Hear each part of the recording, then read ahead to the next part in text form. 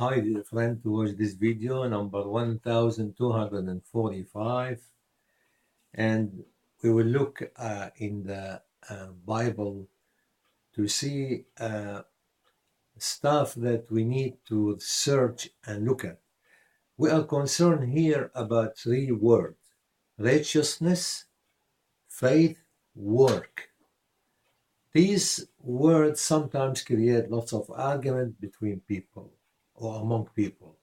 But we read in Romans chapter 4 from verse 1 in the King James, we see, what shall we say then that Abraham, our father, as pertaining or concerning to the flesh, had found? For if Abraham were justified by works, he had whereof to glory, but not before God. For what saith the scripture? Abraham believed God, and it was counted unto him for righteousness. Now to him that worketh is the reward not reckoned of grace, but of debt. But to him that worketh not, but believeth on him that justified the ungodly, his faith is counted for him for righteousness. If we look at Abraham was like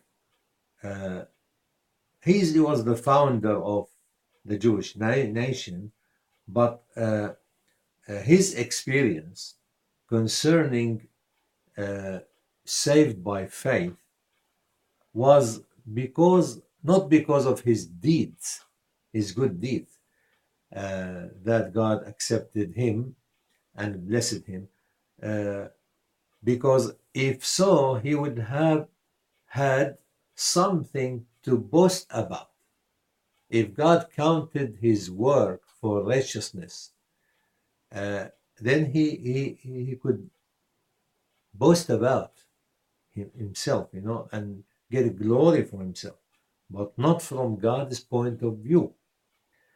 Abraham had no basis at all for pride, for the scriptures tell us Abraham believed God, so God declared him to be righteous. He believed God. He has faith in God. And he gained righteousness as a gift from God, as a present God. When people work, their wages are not a gift, of course. Workers earn what they receive. But people are declared righteous because of their faith, not because of their work.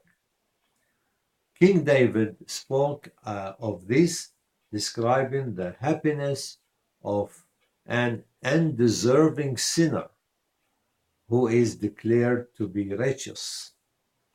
And we see this here in chapter 4, and we also see it in Psalm 32. In Psalm 32, we read in the first and second verse, blessed is he whose transgression is forgiven, whose sin is covered. Blessed is the man unto whom the Lord imputeth not iniquity, and in whose spirit there is no guile. Like he's pure. That's what David said.